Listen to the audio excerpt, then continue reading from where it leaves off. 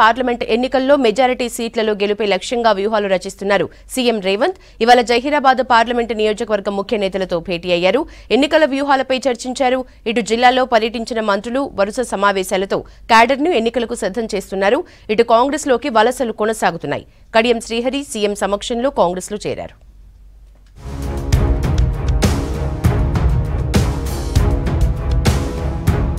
Zaheerabad parliament నియోజకవర్గ కాంగ్రెస్ ముఖ్య నేతలతో భేటీ అయ్యారు సీఎం రేవంత్ రెడ్డి. సమావేశానికి మంత్రి దామోదర రాజనరసింహ, ప్రభుత్వ సలహాదారు షబ్బీర్ అలీ, జహీరాబాద్ ఎంపీ అభ్యర్థి సురేష్ షెట్కార్, ఎమ్మెల్యేలు హాజరయ్యారు. ఎంపీ ఎన్నికల్లో ప్రచార వ్యూహంపై నేతలతో చర్చించారు సీఎం. తుక్కుగూడ సభకు జన సమీకరణపై సుదీర్ఘంగా చర్చించారు.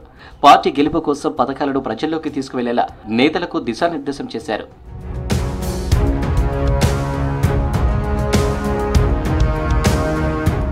స్టేషన్ కన్పూర్ ఎమ్మెల్యే కడియం శ్రీహరి, ఆయన కూతురు కావ్య కాంగ్రెస్ లో జాయిన్ అయ్యారు. ముఖ్యమంత్రి రేవంత్ రెడ్డి, స్టేట్ కాంగ్రెస్ ఇన్ఛార్జ్ దీపాదాస్ మున్షి ఆధ్వర్యంలో వారు కాంగ్రెస్ కండువా కప్పుకున్నారు.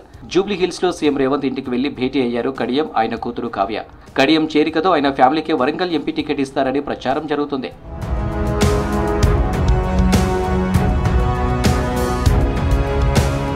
రాష్ట్రంలో వైద్య సేవలు మరింత మెరుగుపరిచేలా చర్యలు తీసుకుంటామన్నారు మంత్రి పొన్నం ప్రభాకర్.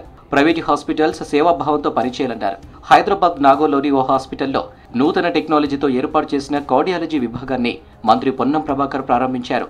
ఇప్పుడు ఉన్నటువంటి ప్రైవేట్ నర్సింగ్ హోమ్స్ కావచ్చు, హాస్పిటల్స్ కావచ్చు, అందరూ కూడా వైద్యో నారాయణ హరి అంటే ఒక డాక్టర్కు ఉన్నటువంటి గౌరవాన్ని దృష్టిలో పెట్టుకొని సేవతో పాటుగా సస్టైనబిలిటీ అంటే వారి యొక్క సంస్థ సక్రమంగా నడుస్తూ వారి పేషెంట్లకు సంబంధించినటువంటి విషయం లోపల వారికి ఆరోగ్యవంతులుగా చేసేందుకు సంబంధించిన కృషిలో నిమగ్నమై ముందుకోవాలని కోరు. అదానీ అంబానీల కోసమే బీజేపీ పనిచేస్తుందని ఆరోపించారు మంత్రి సీతక్క. ఆసిఫాబాద్ జిల్లాలో పర్యటించిన మంత్రి కౌటలలో ఏర్పాటు చేసిన కాంగ్రెస్ కార్యకర్తల సమావేశంలో పాల్గొన్నారు.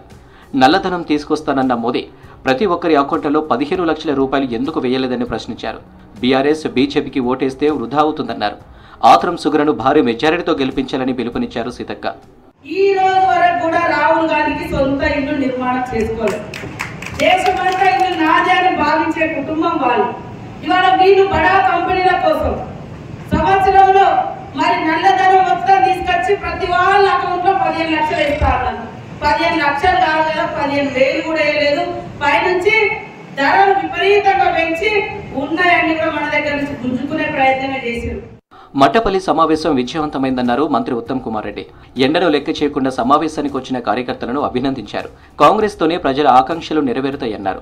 నల్గొండలో గెలవబోయేది కాంగ్రెసేనన్నారు ఉత్తమ్.